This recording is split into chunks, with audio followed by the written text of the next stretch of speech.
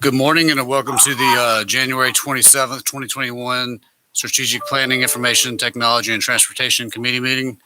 The time is 7:37. I'm going to call this meeting to order. Here present, we have Mr. Jimmy Benchin, myself, and on the phone we have Joe Morrell and Gary Sides. The first item on the agenda is the approval of the agenda. Motion to approve the agenda. Second. All right, all those in favor? Aye. Aye. All right. Next item on the agenda is the approval of the minutes from the October 28th, 2020 meeting. I just have a correction. After speaking to Mr. Morial, he pointed out that the date on the top of the minutes is incorrect. It actually should be October 28th. I have changed that and uploaded the minutes into board docs corrected. Motion to approve the corrected minutes. Second. All those in favor? Aye. Aye. Aye. All right, moving on. The next item is the strategic plan update with Michelle Morris. Yes, good morning. In your documents, I have provided an update on all of the active initiatives as they're going forward. And that is, as we decided with COVID, we were going to slow down on the actual presentations because of the kind of the volume of work that staff had to do in other areas just to keep the district moving forward. We will start doing presentations again coming up in the next, probably at the March meeting or the April meeting. But I wanted y'all to have an update of what the work that's been going on at this point. And I will attach that in the FYI section for the board meeting. And if you have any questions, we can certainly take those and I will bring them back to the particular executive owner or executive sponsor, and we can have them get us more information.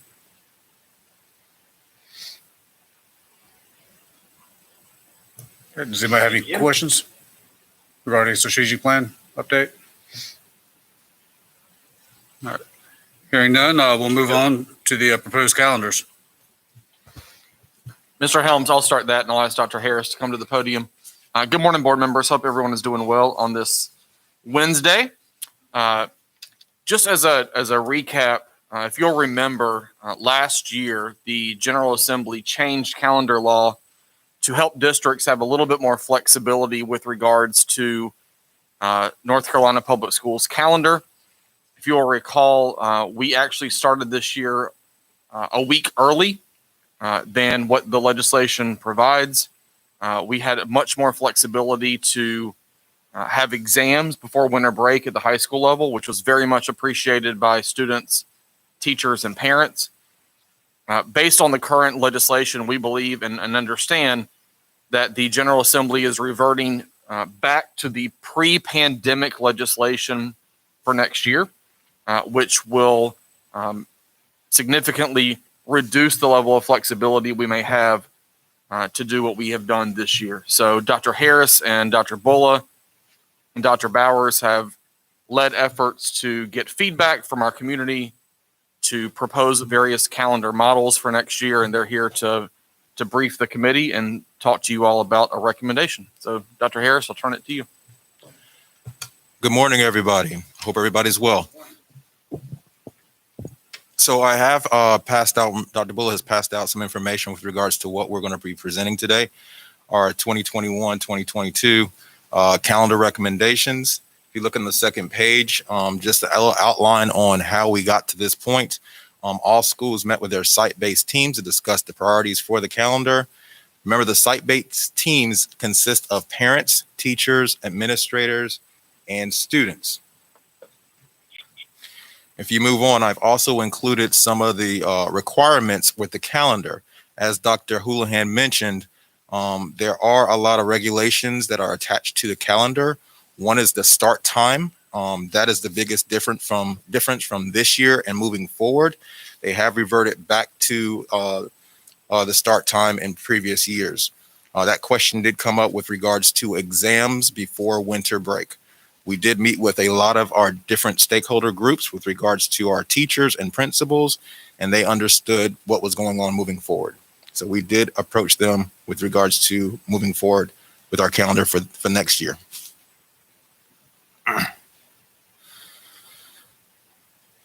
After that, schools, we did a survey, and 2 draft calendars were submitted to the community.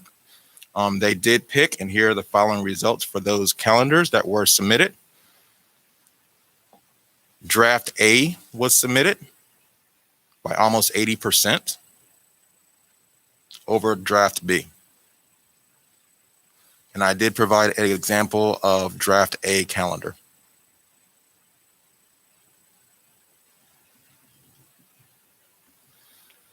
There's also included in the packet a early college calendar that was also submitted through their site-based.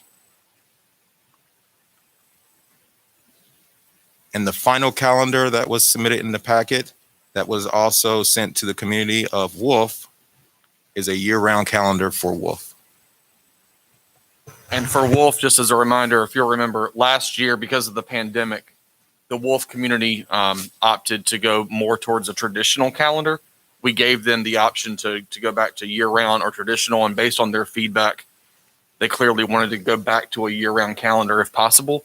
The board, about a year ago, made the Wolf traditional calendar only for this year to give them that option for year-round next year, and that's what they have selected to do based on their feedback. So those are the 3 calendars that have been submitted at this point, all approved by site-based teams. Our next step is, our recommendation is to submit to the full board. Any questions? I do have one question. Are you aware of any school district? I know we're dictated by the legislator when we can start and when we can end. Mm-hmm. And it always ends up exams coming back after Christmas break. I guess the statute says we have 185 days or 25 hours. Mm-hmm. Could we adjust the first semester, add like maybe 5 minutes a day to get it breaking in front? We did look into all to those scenarios, mm-hmm. and we still came up with an uneven semester. Okay. So we came up, I think the numbers were first semester would have been 78, and second semester would have been 99. Okay. And so we tried that, and we're still in the works of looking into that for future calendars, but we still could not get it before the winter break. Another suggestion from teachers were to move the test up until the 24th of December. Now, community members may not agree with that, so we're still looking at different options with regards to how that plays out. Okay.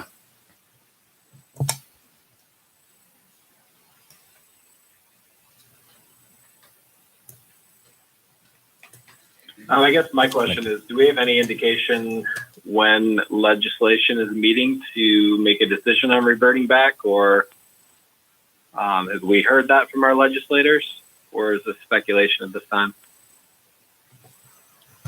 I can't recall when the long session starts. Has it already started? It's starting this week. Yeah. Mr. Morial, I've not had any conversations with our legislative delegation in talking with colleagues of the largest districts in North Carolina recently. None of us have had any indication that there is going to be a reversion back to this year's calendar law. We're obviously going to need to have those conversations moving forward. And but as of today, I've not heard anything. Okay.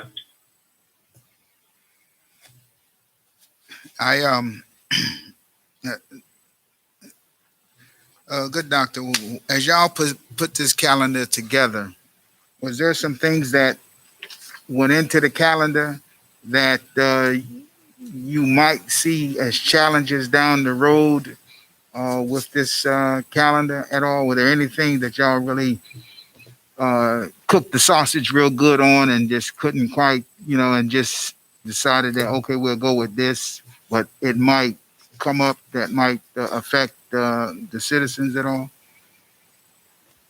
No, sir. We had the input from a lot of different stakeholders as we created the calendar. No, the differences between the calendars was a earlier start time, a mid start time, and a later start time. And the community wanted an earlier start time with this particular calendar. All right, thank you.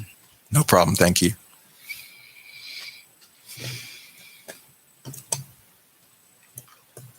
So I guess whatever we vote on today to send to the full board, there's always a chance we could make adjustments going forward, kind of like this year. Yeah, absolutely. I mean, if the legislature, when they meet, if they change anything, everything is fluid and flexible, but we at least feel like we need to let the community know what we're planning on for next year. If that changes in another month or weeks, we can certainly come back to this committee and the full board with an update. But given the timeline and that it's almost February, we felt the need to go ahead and get this on the record. And if we do happen to get the flexibility, what would that look like? So we would pull the start date up. Does it change I don't think it would change the end of the calendar year. What would it look like in the middle? I think it would just depend on the legislation. If it reverts back to the current year, depending on the new start date, it may give us the ability to move that to a first semester ending before the winter break. That's what this year's calendar was really a positive thing. That if that was to revert back to the current year, that may be a strong possibility. Remember, this year, I believe our end date is also prior to the Memorial Day weekend. And so there's some question marks on that about ending the first semester before winter break and ending the school year before Memorial Day. That may be the two biggest possibilities. Okay. Mr. Chair, And it does look like we're ending the school year earlier than normal. Is that right? Like the 3rd of June seems early by about a week. Are you looking at the proposed calendar, Mr. Morial? Yes, I am. And I think the reason for that is because this plan or this proposal has an earlier start date in August than we might normally have as required by legislation. It's just the way the calendar works out. Okay. Yeah, days are the same, just the start and finish. Mr. Chair, I make a motion that we take staff recommendation and submit draft A to the full board. I'll second. Okay. Would somebody also like to update with the early college and Wolf School calendars? Or Yeah, that was all. that's all draft A. Okay, I thought It was all part of this presentation, so submitting all would be. Okay. Is that okay, Mr. Chair? That's fine. Yeah. Okay. I do have one more question in a second, though. With the survey, I'm assuming with staff, the reason Plan A was liked more than Plan B was because of the early start dates and early Correct. release. That's what we would assume too. But yes, that was the reason it was proposed as Plan A, draft Okay. A. One thing that's interesting to note is that we have to start the Monday closest to August 26th. Well, August 26th this year falls on a Thursday. So the Monday before and the Monday after are exactly the same number of days closest. So that's why we had the option of an earlier start date and a later start date. Okay. I'm glad they went with the earlier because that other one just seemed like that's too late. It looked ugly. All right, so we have a motion on the table to recommend draft A. Need a second? I'll second. Okay. All those in favor of approving draft A and send to the full board, do so by saying aye. Aye. Aye. It's 4-0. That'll be brought to the next board meeting.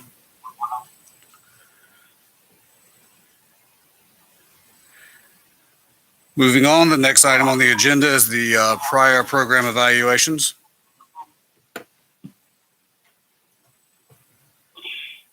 And for this item, this will be Dr. Breedlove and Dr. Tyson. And And I believe you have a one-page handout provided in the agenda.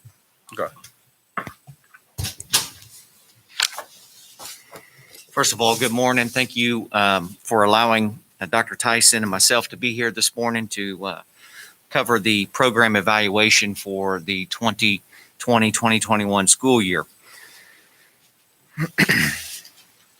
In order to better understand the variety of initiatives, the programs, the offerings, and overall continual improvement within Union County Public Schools, Union County Public Schools has partnered with Hanover Research.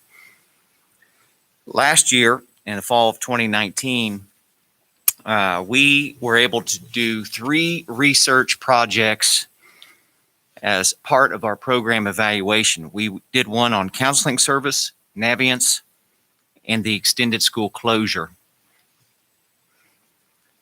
The counseling services research project that we worked on included both a survey at the beginning of the year, a survey at the end of the year, and also meeting with counselors and stakeholders to gather that input. Result from that particular research study was that we were able to, first of all, at the beginning of the year survey, we realized that not all of our students, not all of our families knew the counselors that we had put in place as a school system, because we had invested heavily in making sure that we had additional counselors in our school. We also realized that our counselors were not as prepared with professional development that we needed. And so as a result of that, we were able to put in different elements throughout the year to make sure that our counselors are reaching out to our parents and our students to making sure they know who their counselor is, what services they provide, and in order to better support our students. As also, we were able to establish a counselor summit, which is a professional development summit for our counselors in order to help better prepare them for the job that they have in our schools. Another project was the Naviance Project. For years we had been using Naviance as our career and college readiness program. It was very expensive.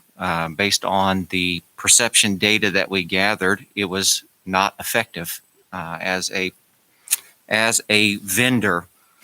And so as a result of that, we were able to get out of purchasing Naviance anymore. And remember, we spent nearly $400,000 in 3 years on Naviance. And so not only did that help us save money, but it also saved us from spending money on something that wasn't working.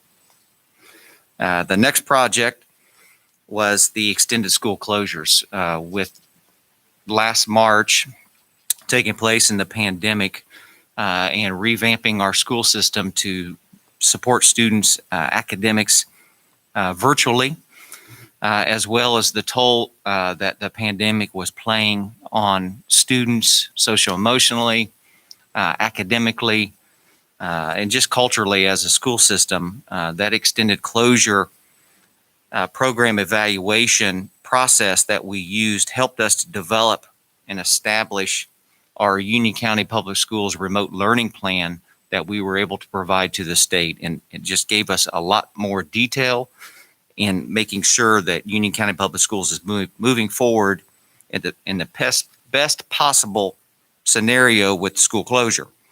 As a result of COVID-19, though, this year, we delayed moving forward with Hanover Research into this school year because, remember, at the beginning of the year, we were closed. Well, we started off with 1 day a week. We just didn't feel that it was appropriate to start doing program evaluations when schooling was kind of flipped upside down to what we're traditionally used to. At this point, with Plan A in our elementary schools and Plan B in our middle schools, we feel that we can move forward with some program evaluations. And last spring, Dr. Tyson came before the SPTT committee and went over some of the processes that were used in when we look at program evaluations. We also want to look at it's not just an academic program evaluation. It's a school system program evaluation. And so we have multiple departments that have various programs, various items that they would like to have evaluated to make sure that they are part of the continual improvement process as well. And so at this time, I will turn it over to Dr. Tyson to kind of go through our list of what we would like to cover this year. So good morning. And as to Dr. Breedlove's point, we did conduct several program evaluations last year. We enjoyed the work that we did with Hanover, and we felt like it was profitable for us to do this work, and it helped us move in the direction of continual improvement within our school system. We definitely would like to branch outside of the academics arena this school year and look at a couple of other programs or initiatives within our school system. So I have worked with, and dating back to November of 2019, I met with each member of the cabinet staff to discuss their various programs that they would like to have considered. And then with ongoing discussions with Dr. Houlihan about the direction to which we would move and the programs that we would evaluate this school year. You can see at the bottom of the one-page document, we have 4 programs that we would like to evaluate this school year, really second semester and into the summer. They're really in no particular order, with the exception of the first project, which is technology specific. Of course, COVID-19 school closures, remote and hybrid learning has really put technology at the forefront with so many people working off-site, whether it be students or whether it be staff members. And so one thing that we would like to look into ASAP with our work with Hanover is customer service as it relates to our technology help desk. And so you can see that the essential question there that was developed by Mr. Parker and his team is, what is the efficiency of our technical support for staff and students? Of course, we have a technology help desk that students and staff members place tickets with that are then filled by technology staff if they have an issue with their computer technology or software. And of course, you can imagine in this remote hybrid learning model that we're in now, this is a high priority. Actually, we were going to come to the SPTT and discuss these items in December. Of course, the meeting was postponed until today. We started our work with Hanover the first week in January. That's when our contract reinitiated. We've had a preliminary meeting with Hanover the first week because, of course, we wanted to hit the ground running with them. Mr. Parker, he met with Hanover along with myself. We had some discussions. They have provided us with a scope of work for this project. However, we are sitting tight, waiting to move forward until we could share these updates with the board today. The second, and of course, the second, third, and fourth are in no particular order, but one initiative we would like to look into would be health and safety. And of course, Mr. McGraw and his team came together with my team to discuss the direction, and the essential question would be, what is the value of our school nursing program? We've added school nurses as a result of COVID-19. And of course, you can hear a trend here that we're talking a lot about COVID-19, but we've made a lot of changes in our school system as a result of the current environment to what we are learning and teaching in. And so then the third would be child nutrition. Mr. Strickland came together and worked with our team to develop the essential question of how can UCPS increase participation in our child nutrition services. And then the fourth will be professional development. We would recommend that we book in with technology and professional development, and the other two land somewhere in the middle. And the essential question there would be, what are the professional development needs of our teachers to help guide our professional development plan into the 21-22 school year.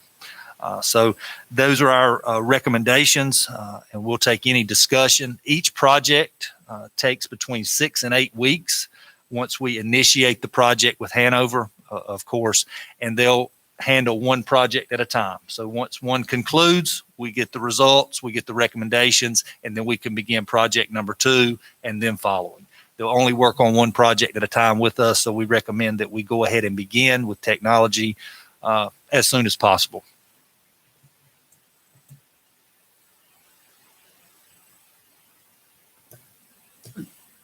Thank you for all the information.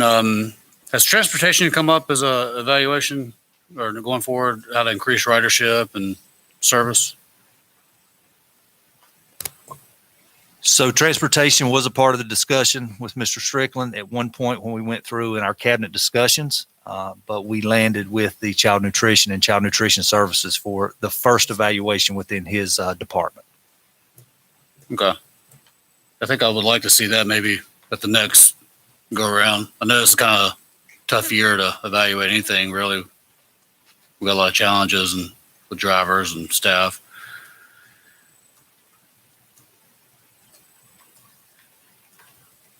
I agree with you, Mr. Helms, though. I mean, when I look at the programs that are out there, I would consider transportation one of the ones that should be in the forefront.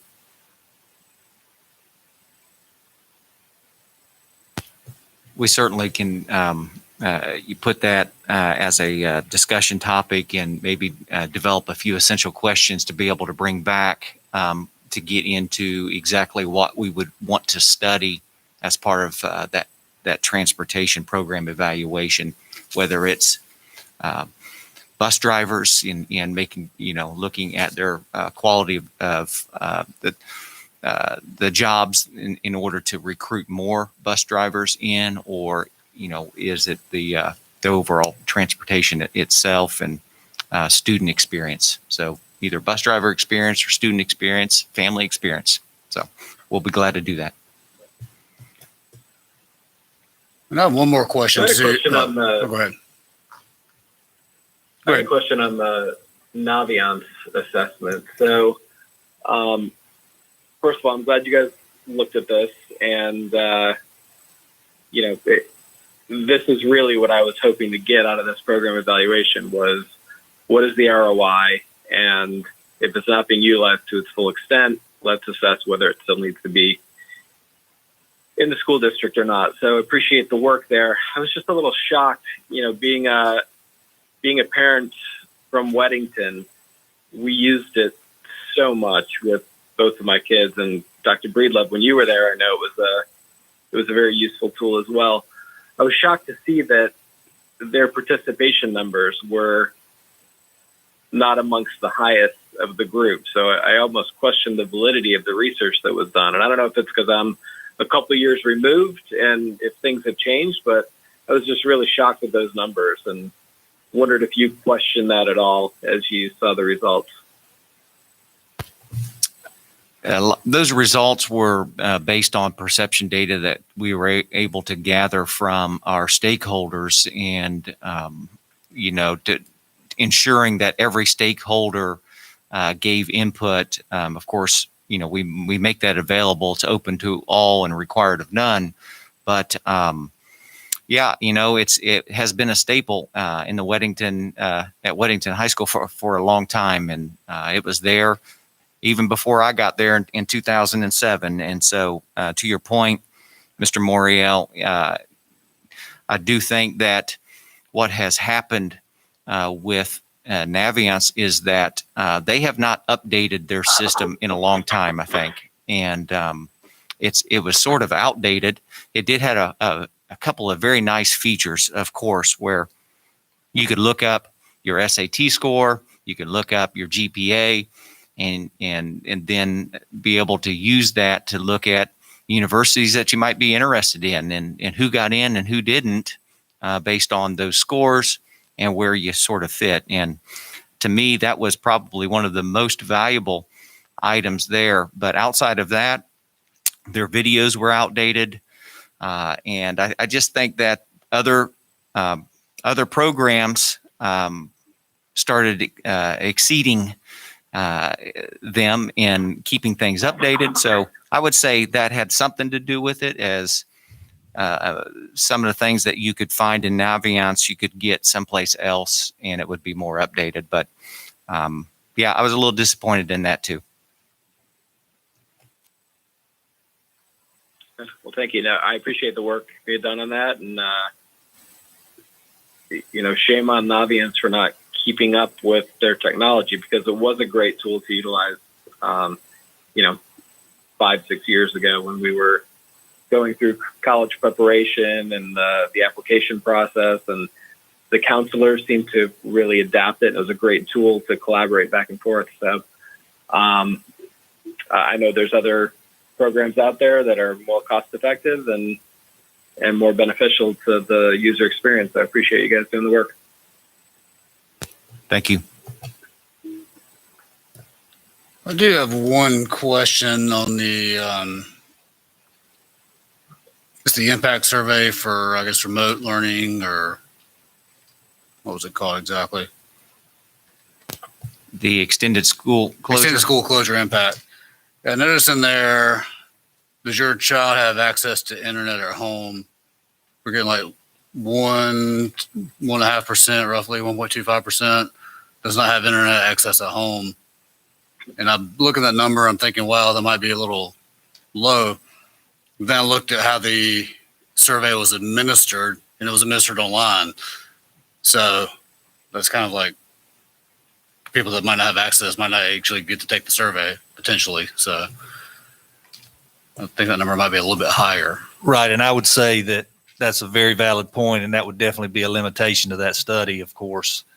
But I think also, and I agree that the challenge when that survey was administered was in a time when everything was shut down. Online, we had there's no other delivery mechanism. So.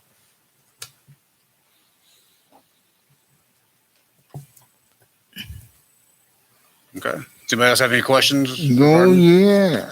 All right, go ahead.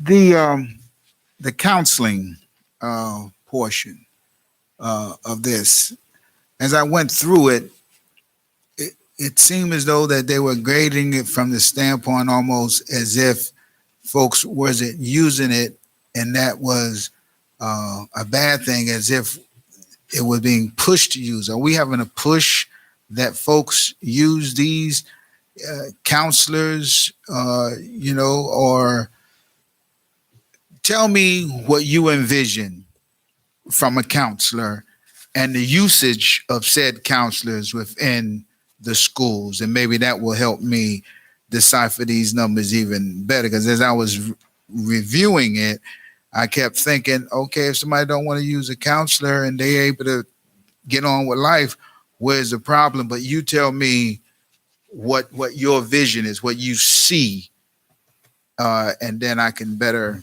assess. Yes, sir. So the premise for looking at the school counselors, especially at the high school level, was because we expanded that programming and added school counselors at each of our traditional high schools.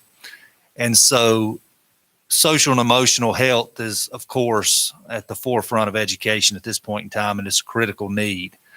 But at a minimum, we expect each and every student at our high schools, especially since we expanded the counseling programming at the high school, to know who their counselor is if, in fact, they have an issue. It could be college preparation. It could be course planning, but it could also be social and emotional health as well.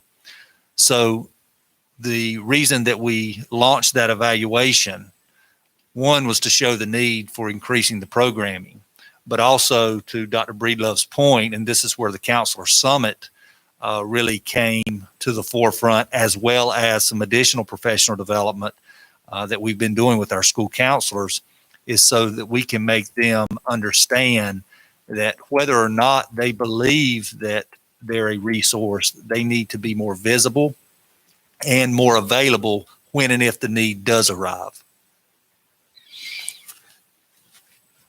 So you got to go back to yourself.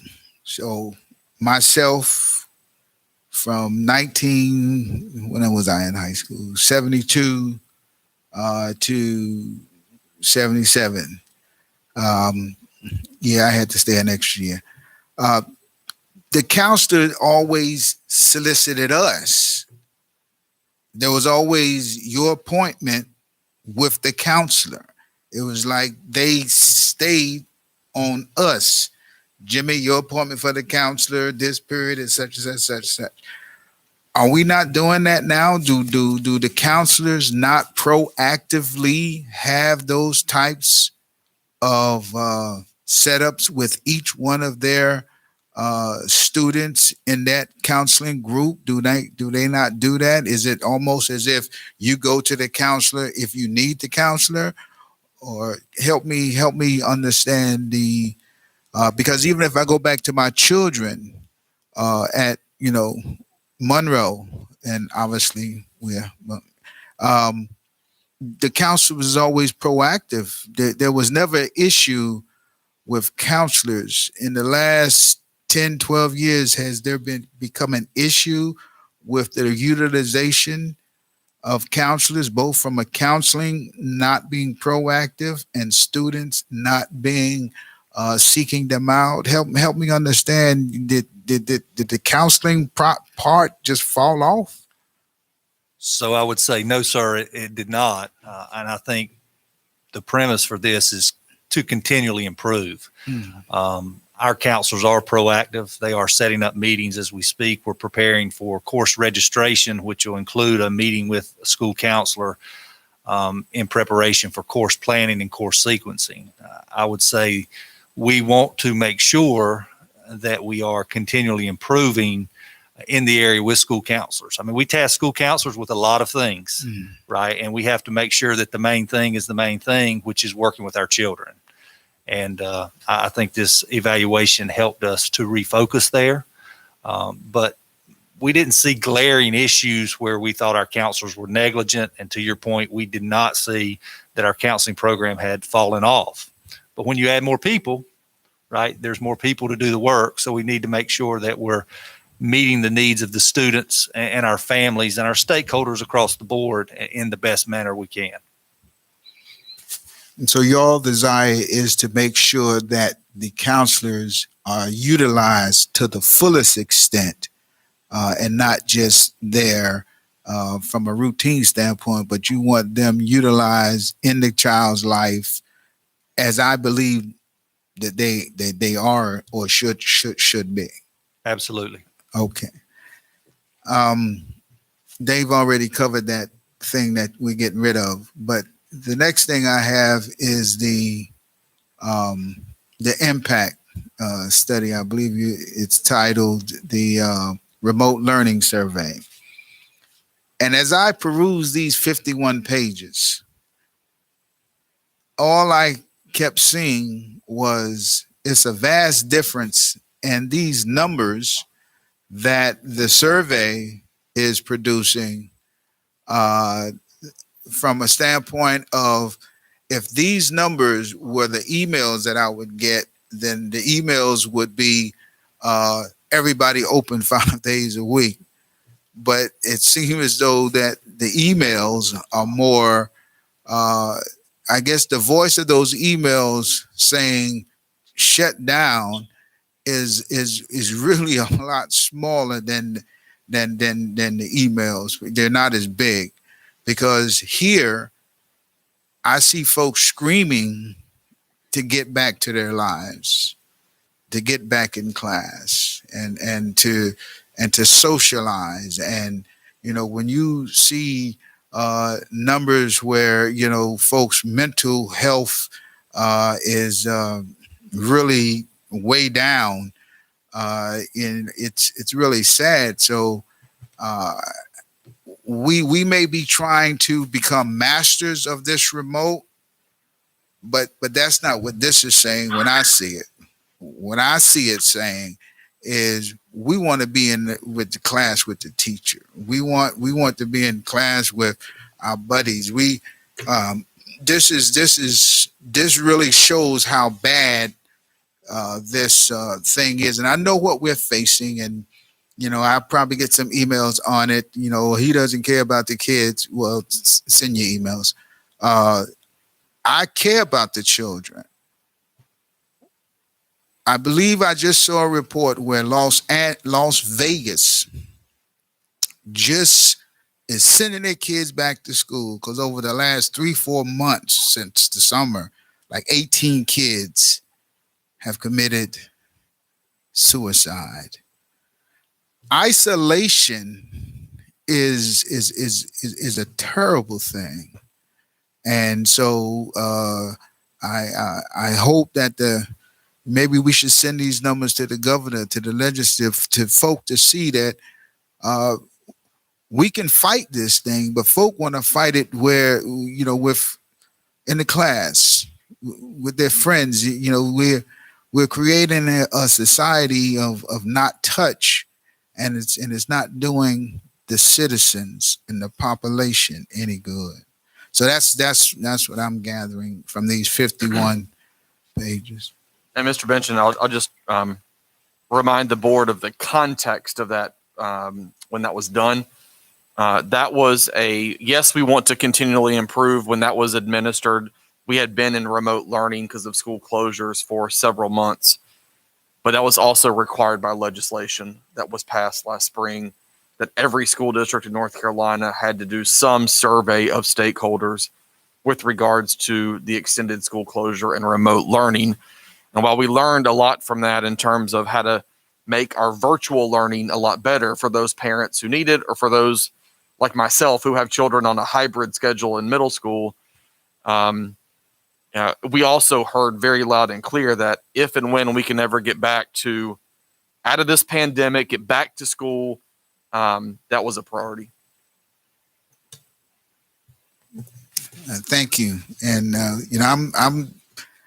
my comments is predicated on what was submitted, and I'm just saying that I tell you, looking at these numbers, the folks that send in the emails about not wanting to be in class is far outnumbered by what these numbers present. So we become good at this Zooming and Google Meets and all these other things, but a society cannot survive in that mechanism. So thank you. I have a question for Dr. Houlihan. Will this be submitted to the legislator or legislative body?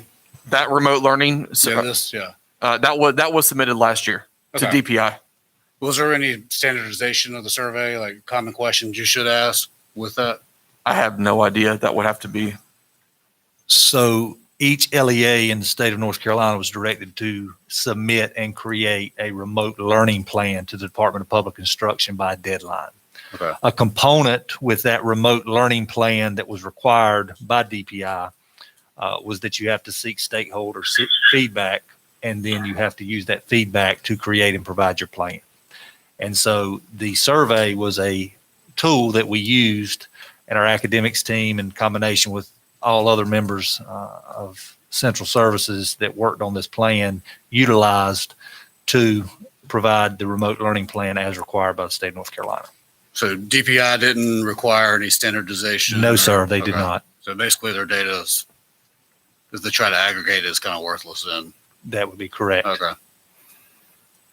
And I guess recommendation I would have with Hanover, could they kind of standardize the reports when they get them back? I know like the counseling, there's no charts in it really. It's just more read percentages, and the other one had charts. I like charts.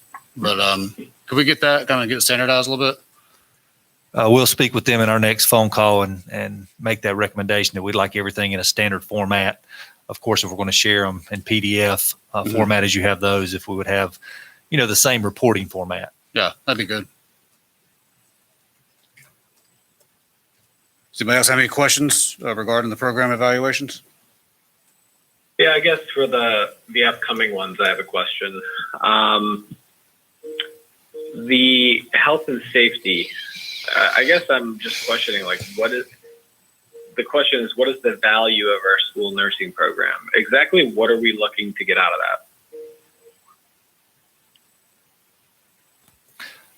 So in my meeting with Mr. McGraw, the conversation that we had essentially established that question because, of course, to what I alluded to earlier, the expansion of the school nursing program as a result of COVID-19, of course, and I'm speaking here of things that occur in his shop, so I may not speak exactly to the conversation that we had, but of course, we did expand that as a result of COVID-19, so we have a school nurse in each and every school, okay?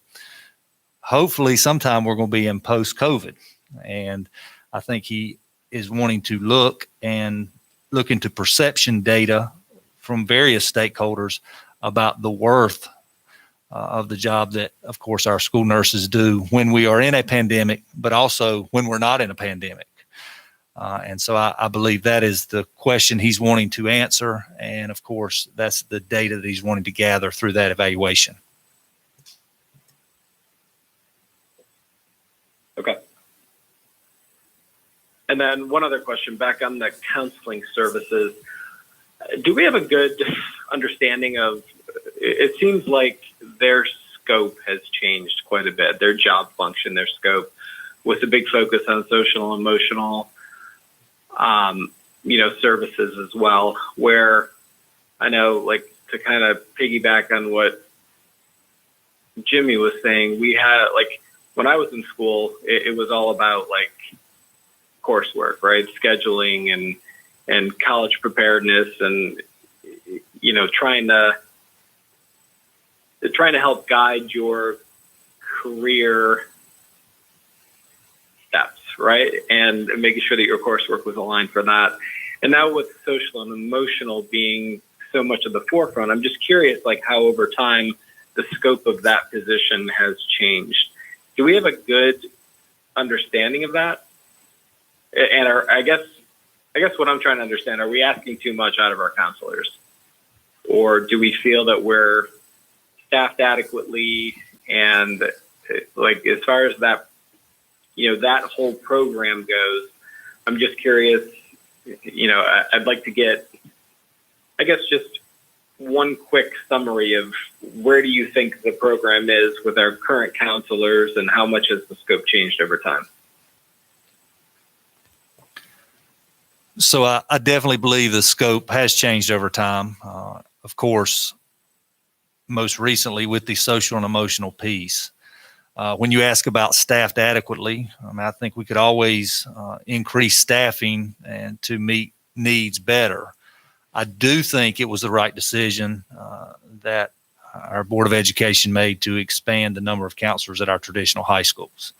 I mean, you can look at our largest high schools that have close to 2,000 students, and if they have 5 school counselors, you can do the math to see how many students they are expected to serve on their caseload, and that's a heavy ask.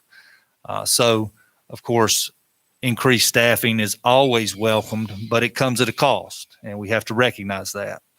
I do think that going back to the professional development and the counselor summit that we led in the fall, which was what we hoped to be an annual event, we brought in the past president of ASCA, who did a great presentation and then had leveled specific breakouts in the afternoon. Because not only has the scope changed for school counselors, what an elementary school counselor does is very different than what a middle school counselor does, as well as a high school counselor does. And in that professional development, she talked about many of the changes that have occurred over the past few years. And so she really shared some ideas to help them be more efficient, and we've hopefully continued to build upon that. But as the expectations change, we still have to continually educate our school counselors so they understand, and to the point that we made with Reverend Benson earlier, our students are still the primary focus. Whether it be college and career planning, that's not going to go away just because we have an increase in social and emotional needs, right? We still have to be good at both. And I think that is the challenge. But I think we are better prepared to meet those challenges if we continually educate them and train them with people that are experts in the field.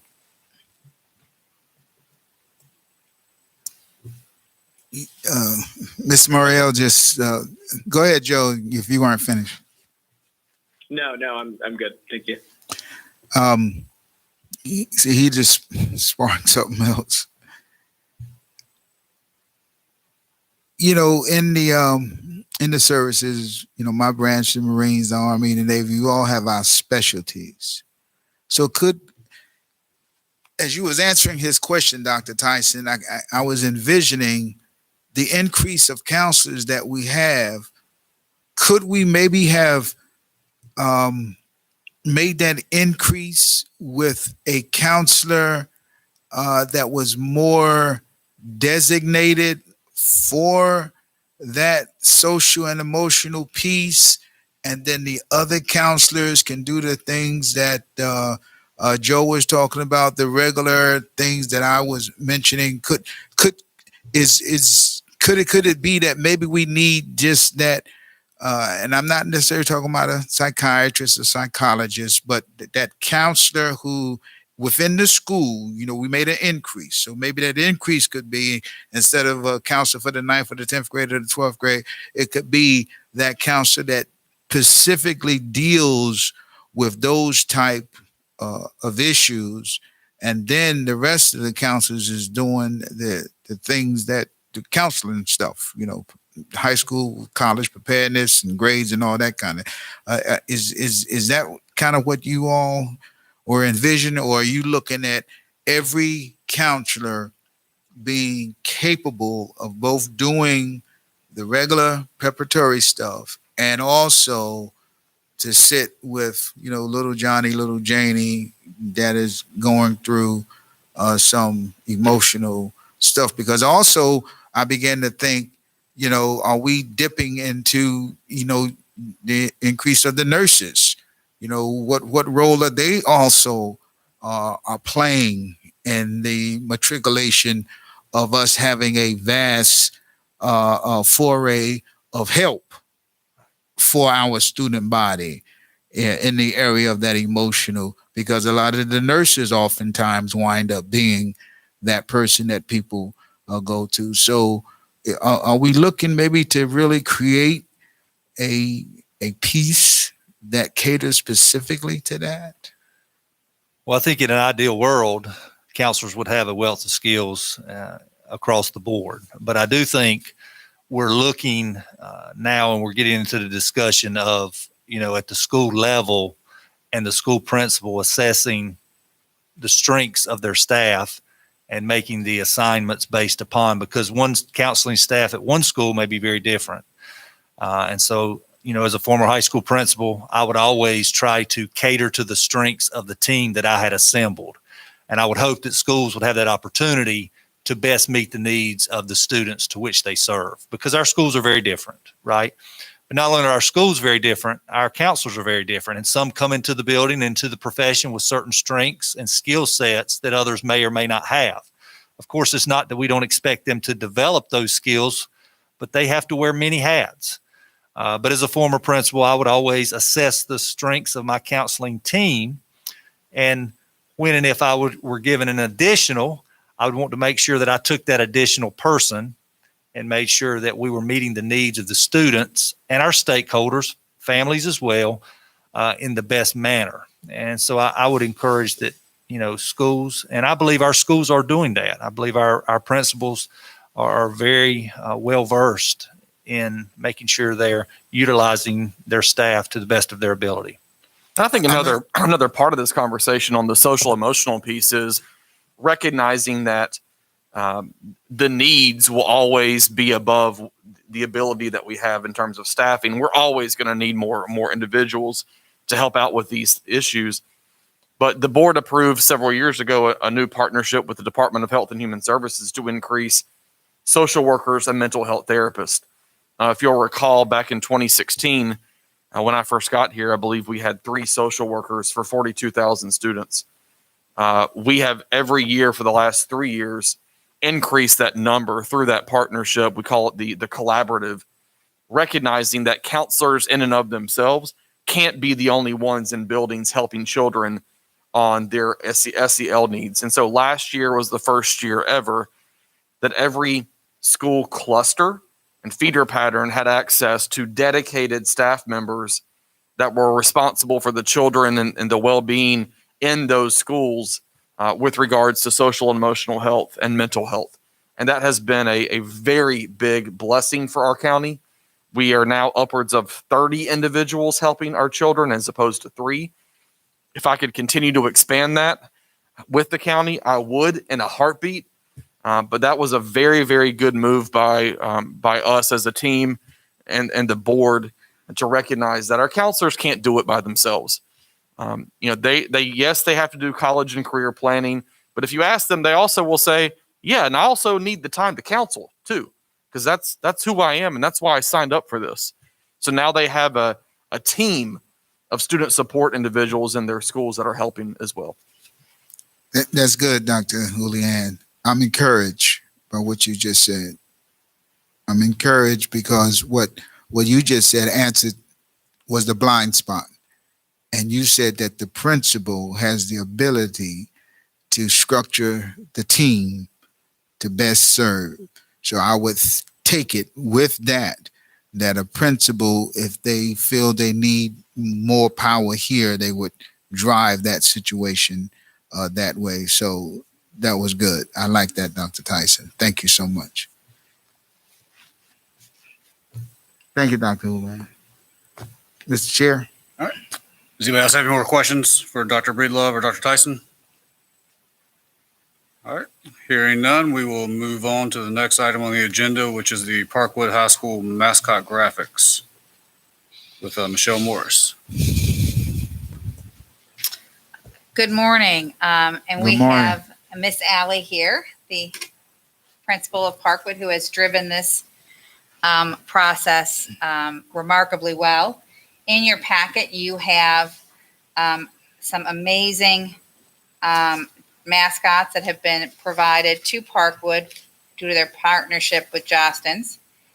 And Parkwood is requesting that you send this to the full board for approval at the next meeting. And Miss Allie and I are here if you have any questions about the mascot.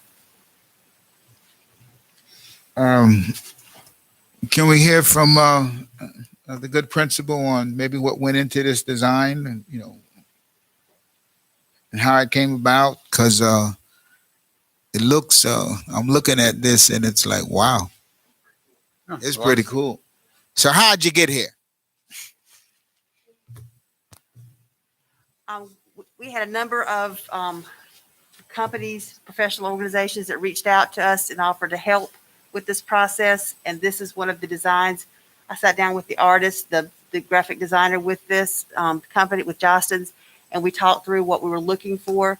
And we had several renditions that we went through to get to this point. We had several other submissions from other organizations, and this was hands down the best one. Are you all looking to use like a duality thing? Well, what we want approved is just the image itself. And the image can be a single wolf for some designations. It can also be the three wolf, the pack itself as well. So we're looking at really both. We're not asking for either or, we're asking for both. But you could wind up using both.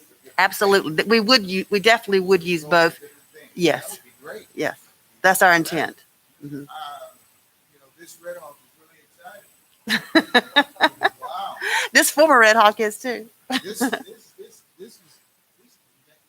was excited when I saw it. So I can imagine, those three that have on the side of a football helmet would probably look pretty scary. Yeah.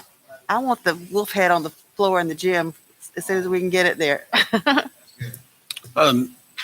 This is just the graphic. Do we have any fonts and other color scheme packages that are coming? They're working on that as well. Okay. We've asked for that. We do have some mock-ups that are not included in this. But we have a lot of mock-ups that come with different hues, different, a black background or a blue background and those kind of things as well. Okay. They did a number of mock-ups for us just so we could see it in practice. Okay. So this is just the graphic only. Then That's from just there the graphic. we'll move on Because to we can put anything around it, like we do now with the any kind fonts and everything. of our logos. And the colors are the same, right? Colors are the same. Okay. I think the request of the school and the committee is to approve these, and then they will determine themselves the fonts and those kinds of things but that this would be approved by the board and to let them move on. Okay. I love it. Thank you. I love it. I like it. They did a good job. Tell everybody, great job. Thank you. Does anybody have any other questions regarding the Parkwood mascot logo? All right, here none. I need a motion to send to the full board. So move. Need a second? Second, I'll second. All right, all those in favor, do so by saying aye. Aye. Aye. Aye. Aye. Passes 4-0. That would be sent to the next board meeting. Aye. Okay. Item 6 is the 2021-2022 School District Planning Information Technology and Transportation Committee meeting. The time is 7:37. I'm going to call the All right. Next item on the agenda is the technology update with Mr. Jay Parker. Good morning. Good morning. Mr. Chair, could we get a quick break before you start? Okay, we're going to take a quick break real fast before we get started with the technology update.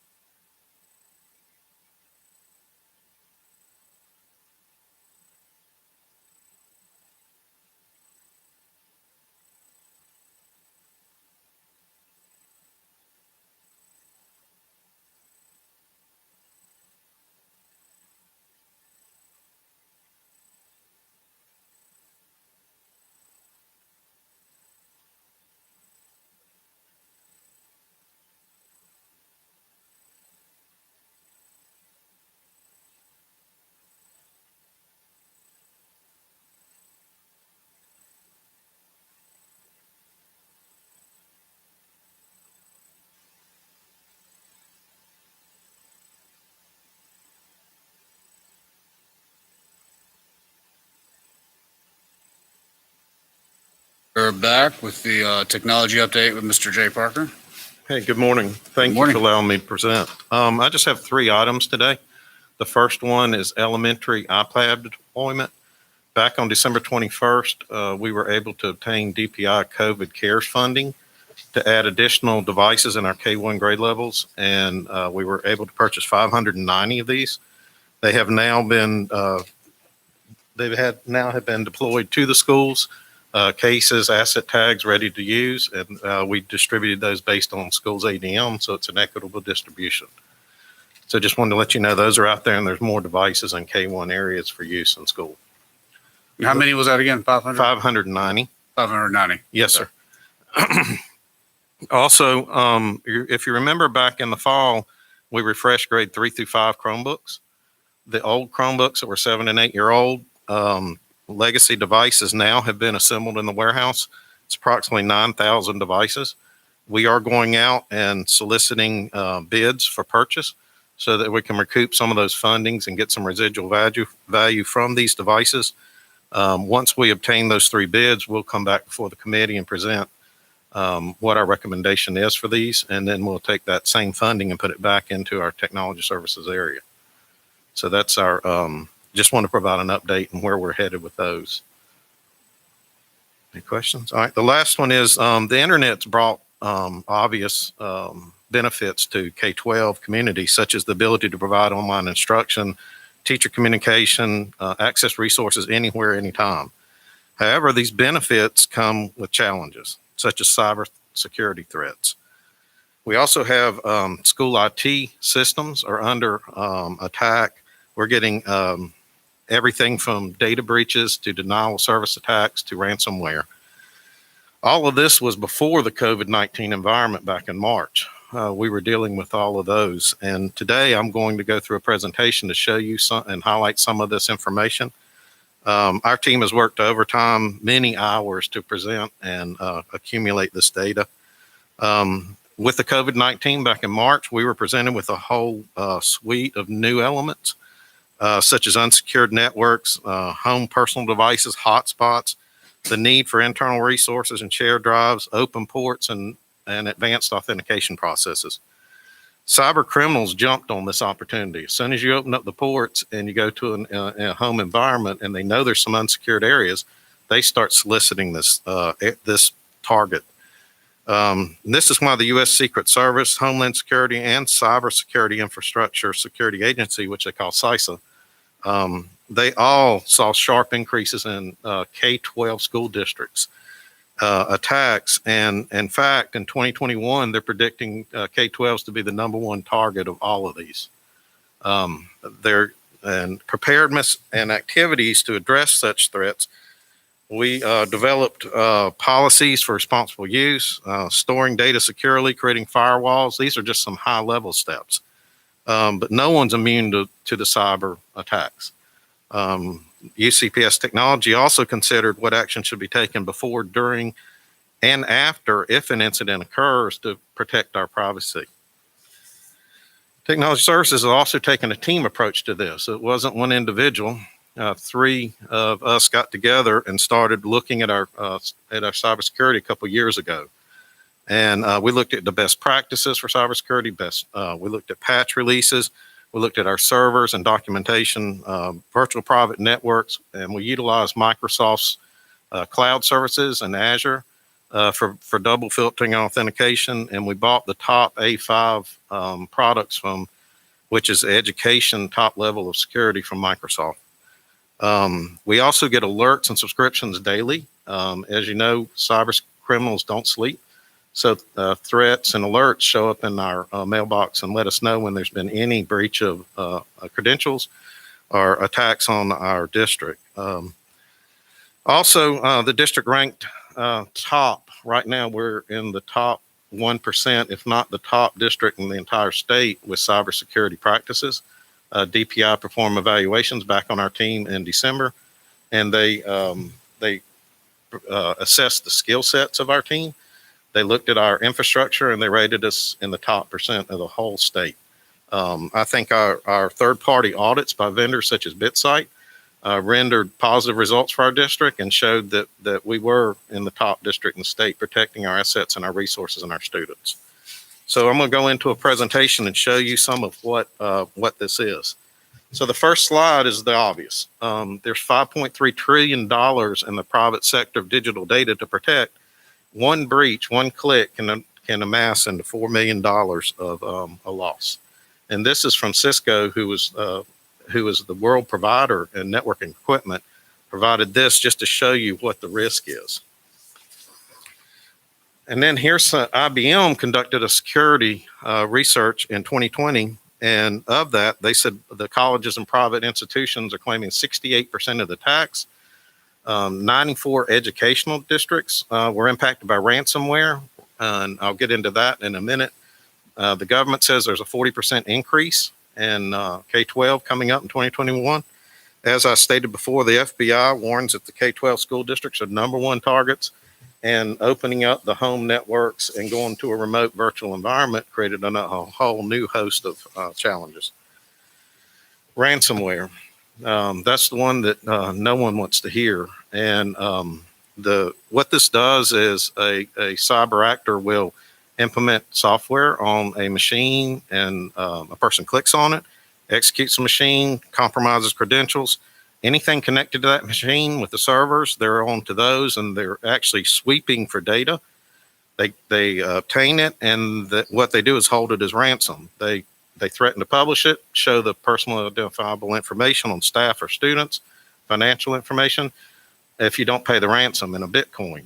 And These are some of the elements they'll grab. It's the security numbers and driver's license addresses, student demographics, staff demographics. You'll hear about this almost daily.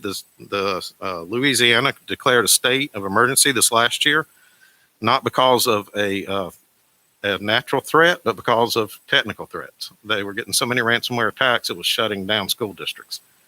And the cost of ransomware has tripled. And you can see this on the next slide. From 2018 to now, it's almost tripled the cost of trying to protect our data and our resources. So that's naturally going to go up in school districts. And with it becomes extended time and effort on our teams to predict and look into the future and find out what the methodologies are for the criminals coming at K-12. Here is a map. This map shows the breaches of data over this last year. This is just K-12. And on this map, the purple pins are disclosures are breaches of data in schools. Yellow pins are ransomware attacks. The green pins are denial of service attacks. The red pins are cyber incidents that maybe just disrupt instruction. And the yellow pins, like I said, were the ransomware attacks. Those are the ones that take you completely down and cost millions of dollars to come back up. You can see this is just K-12. I mean, it's not even anything else. We're not immune to it. We've had our share of attempts.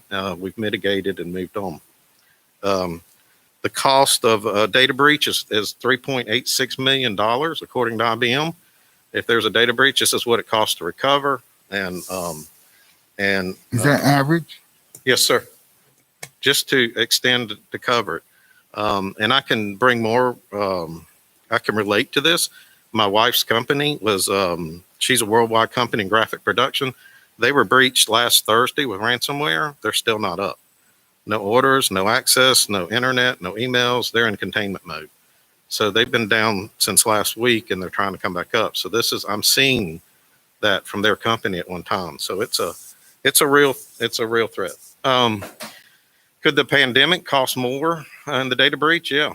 It's going to go up $137,000 just because we went to a home environment, and it creates more time, effort, and resources to protect. I just wanted to highlight and give you those, and just some quick facts.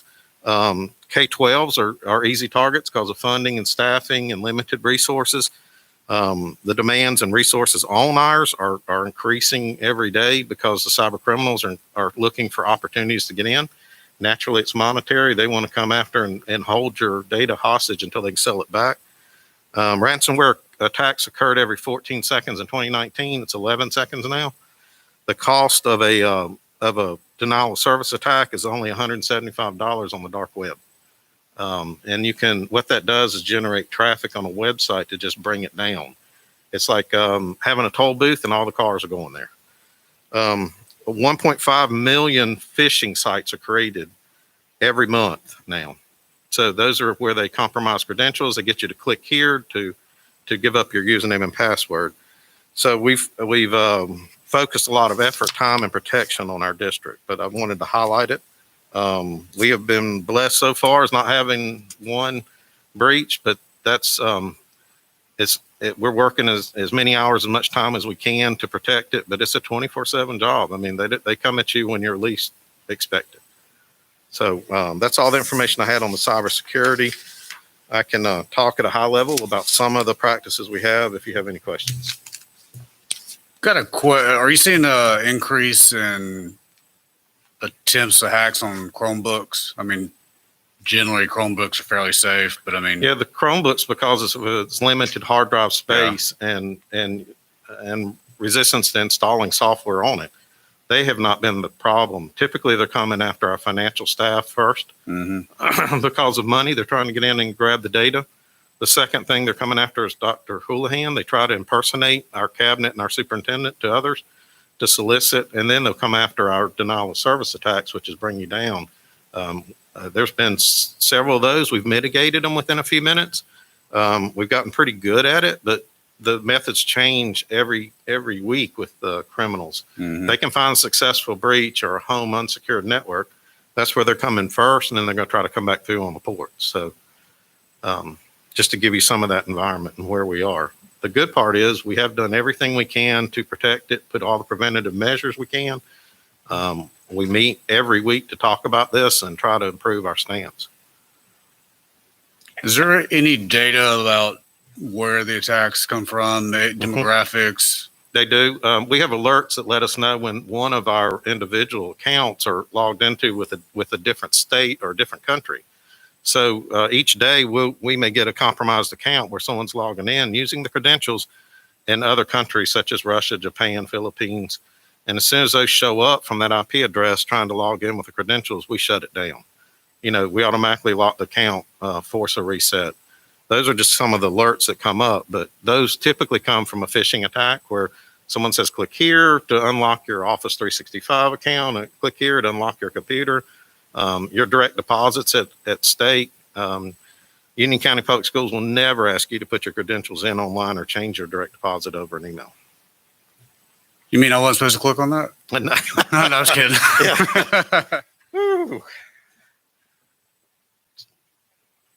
Mr. Parker, can you give us some stats? I know you shared with me the results of our latest,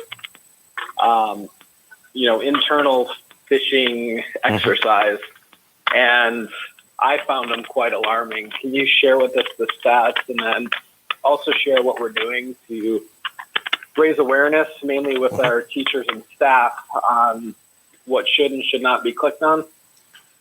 Yes, sir, Mr. Morel. We internally we created our own phishing emails. It's one to create the awareness of our staff of these type attacks, and that way, if someone clicks on it, there's not any breach of security. But the other is also to train our staff on what to look for, what to identify for, such as misspelled words or communication in an email or someone asking you to click to an unauthorized site. We sent out 5,000 emails to our district. 17% of our staff, 155, clicked on the link, and we had compromised credentials. So we're working now on our on some professional development around that area, allowing others that when they click on it, they'll be go to a website with some video information to provide them some background on items they should click on and shouldn't click on. So we're headed to that. It's just it's an extensive effort and it's never ending. Yeah, I mean, those are scary numbers when not just the click on the attachment, but then also entered credentials. Really, really scary numbers. I know our organization, we have, we do the same type of exercises, and when you click on something, you're mandated a 30-minute training exercise within a certain time frame. So I don't know if we've thought about implementing something like that. You only have to do that one time before you become very vigilant and observant on what you're clicking on. So just a suggestion. I don't know if that's something that we can look to put into practice. And then secondly, it's my understanding you do not have dedicated staff that watches cybersecurity. This is basically an extracurricular activity that, well, not extracurricular, it's part of your job, but something that you've taken on full time. And, you have a job as well. And I'm just curious if there's been any further discussion on trying to get a position within your organization dedicated to watching cybersecurity. This doesn't have to be like a chief information security officer, but some type of, security element to your staff. Can you give me an update on that? Yes, Mr. Morel. Anytime we can add additional staff to our technology services area, it's a welcome. You are right that we've kind of extended that responsibility across a couple individuals. We attack it as a team approach, and we just try to fit it in when we can, honestly. We do the best job of preparing and protecting our district. We've worked hard to get to the #1 district, but maintaining that spot is an extra effort too. But it would be a welcomed addition to our staff if we had somebody focused on that area and watching it and planning and documentation of our recovery and restoration services. It would be much helpful. And has that request been put forth in the budget for this coming year? So as Mr. Parker and Ms. McLam and I and our cabinet staff work through budget priorities, This will be one Mr. Parker will put on his priority list for possible funding for next year. Okay, thank you. It's a fairly cheap insurance policy. It is. Yeah, The I mean, return on investment is about, That's exactly my stance. Mhm.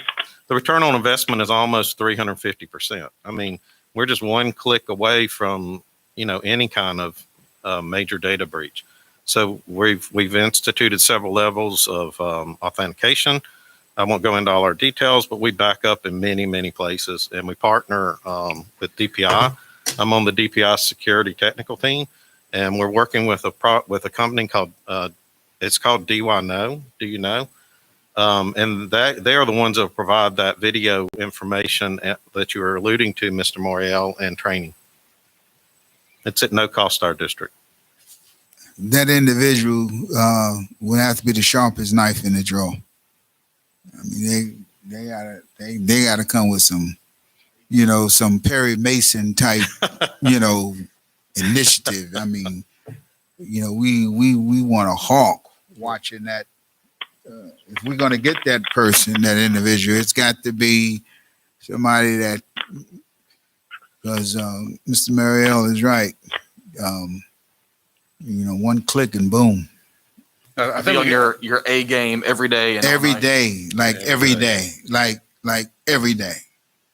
Yeah, our district staff, students, they deserve to be protected and have the best services we can offer. And I agree. Somebody focused on that would improve our stance and maybe help us maintain our number one position. I just want to add, I think we have a few hawks. We just need a dedicated hawk, really. So, No. Yeah, I know what I was saying. Yeah. I'm saying that the person that we're getting from this is an addition, and that person needs to be, because they're taking care of us now. So if we're going to hire somebody, they got to be like so far down the road that we should feel good, because that happens to my wife's job, and they were down for almost 2 weeks, and she works for a big company, and so it's not. So I understand your wife. That's why I'm saying if we're going to go ahead and invest in that, then it's got to be somebody that's going to be worth the time. all right, does anybody else have any more questions for Mr. Parker? Yeah, just thank you for the update. Thank you. Yeah. Thank you. Thank you, sir. Thank you so All right. much. Moving on, we will go over information to be taken to the next full board meeting. Action items, I have the proposed calendar, the graphics for the Parkwood mascot. That's it. Okay. And I guess are we going to include the strategic plan and program evaluation to the full board? Those will be in the FYI section for the okay. full board. The information will go to them. Okay, perfect. Our next meeting date is scheduled for February 24th, 2021 at 7:30 here at the PDC. And I will entertain a motion to adjourn. So move. All right, all those in favor? All right. All right. We are adjourned. Thank you, everyone.